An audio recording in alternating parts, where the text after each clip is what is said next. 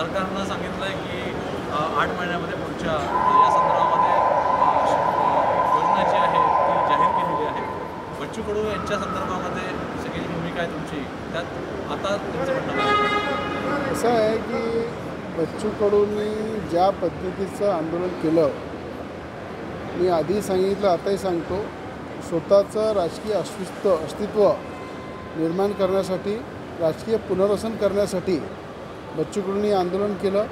त्या ठिकाणी हिंसक वळण देऊन या ठिकाणी नागपूरमध्ये जो चक्काजाम केला, त्याच्यावर जे कोर्टाने ताशेरे उमटवले की अशा हिंसक आंदोलनाच्या कोर्टानेसुद्धा निषेध केलेला आहे की शेतकऱ्यांसोबत कोर्ट आहे, शेतकऱ्यांसोबत मुख्यमंत्री आहे, सरकार आहे, पर कुठेतरी आपलं राजकीय पुनर्वसन झालं पाहिजे। म्हणून शेतकऱ्यांचा सहारा घेऊन अशा प्रकारचं आंदोलन करणं, शेतकऱ्यांना वेठीस धरून आपलं साध्य करून घेणं, त्या ठिकाणी ज्या पद्धतीनं एकनाथजी शिंदे यांच्यासोबत 20 मिनटं बच्चू कडूंची एकांताची बैठक झाली, त्याच्यामध्ये लवकरच मला असं वाटते शिंदे गटामध्ये बच्चू कडूंचं राजकीय पुनर्वसन होणार आहे। थोड्या दिवसामध्ये तुम्हाला दिसेल की ज्या पद्धतीनं बच्चू कडू गुवाहाटीला गेले, ज्या पद्धतीनं उद्धव ठाकरे CM असताना ते मंत्री होते, अनेक खाते त्यांच्याकडे होते, त्यावेळेस त्यांनी शेतकऱ्याचा मुद्दा उचलला नाही। ज्या ठिकाणी एकनाथ शिंदे मुख्यमंत्री झाले तेव्हा ते मंत्री होते, तेव्हानी शेतकऱ्याचा विषय कुठे काढला नाही। पण आज अचानक पराभव झाल्यानंतर एका शेतकऱ्याच्या मुलांनी त्या ठिकाणी बच्चू कडूचा पराभव केलेला आहे। आणि आपल्याला सगळ्यांना माहीत आहे की अचलपूर मतदारसंघामध्ये जो व्यक्ती त्या जनतेला न्याय देऊ शकला नाही, त्या जनतेशी खोटा बोलला, शेतकऱ्याची फसवणूक केली, आता शेतकऱ्यांची साथ घेऊन त्या ठिकाणी स्वतःचं राजकीय पुनर्वसन करण्यासाठी आंदोलन होतं, त्यावर कोर्टानेसुद्धा ताशेरे उमटवले।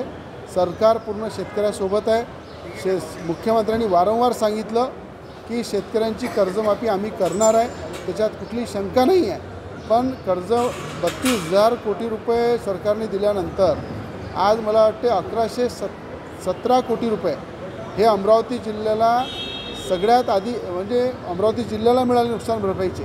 बावनकुळे साहेब सुद्धा तिथे पालकमंत्री आहे। जर 1117 कोटी रुपये अमरावती एका जिल्ह्याला दिले आणि 32,000 कोटी रुपये जर सरकारने दिलेले आहे, त्याच्यानंतर शेतकरी आंदोलन करून फक्त राजकीय पुनर्वसन करण्यासाठी बच्चू कडूंनी नाटक केलं। हो, हे सगळं आंदोलन मुख्यमंत्र्यांना अडचणीत आणण्यासाठी एकनाथ शिंदेंच्या इशाऱ्यावर केलं असं तुम्हाला म्हणायचं? माझं म्हणणं असं आहे की मुख्यमंत्र्याला अडचणी आणू शकत नाही, कारण मुख्यमंत्री स्वतः शेतकऱ्यांसोबत आहे।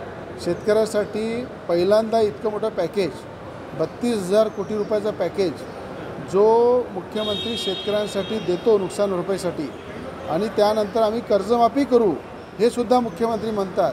तर मुख्यमंत्रीला अडचणी आणण्यासाठी नाही, तर बच्चू कडूंचं राजकीय पुनर्वसन करण्यासाठी बच्चू कडूंनी शेतकऱ्याचा आधार घेतला, शेतकऱ्याची फसवणूक केली आणि एकनाथ शिंदेंसोबत 20 मिनिटाची जी बैठक आहे त्याचा सार्थ एवढंच आहे, येणाऱ्या काळामध्ये शिंदे गटामध्ये बच्चू कडूचं पुनर्वसन होणार। बच्चू कडू यांच्या संपत्तीला घेऊन स्थानिक आमदारांनी जे आरोप केले त्याबद्दल तुमचं काय मत आहे?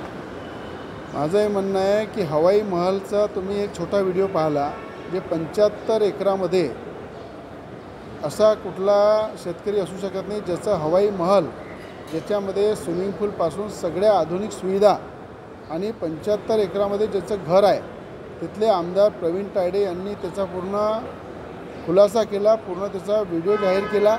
आणि अशा पद्धतीचं पुणे, मुंबई, नाशिक, यवतमाळ, अमरावतीमध्ये अनेक जे प्रॉपर्टी आहे त्याचा एवढा मोठा गठ्ठा मुख्यमंत्र्याकडे जमा झालेला आहे। थोड्या दिवसात आपल्याला दिसेल अवैध संपत्तीची सुद्धा काही केसेस बच्चू कडू दाखल होईल, आणि ही अवैध संपत्ती अशा प्रकारचेच आंदोलन करून कुठंतरी अनेकांना ब्लॅकमेल करून बच्चू कडूंनी प्रॉपर्टी जमवलेली।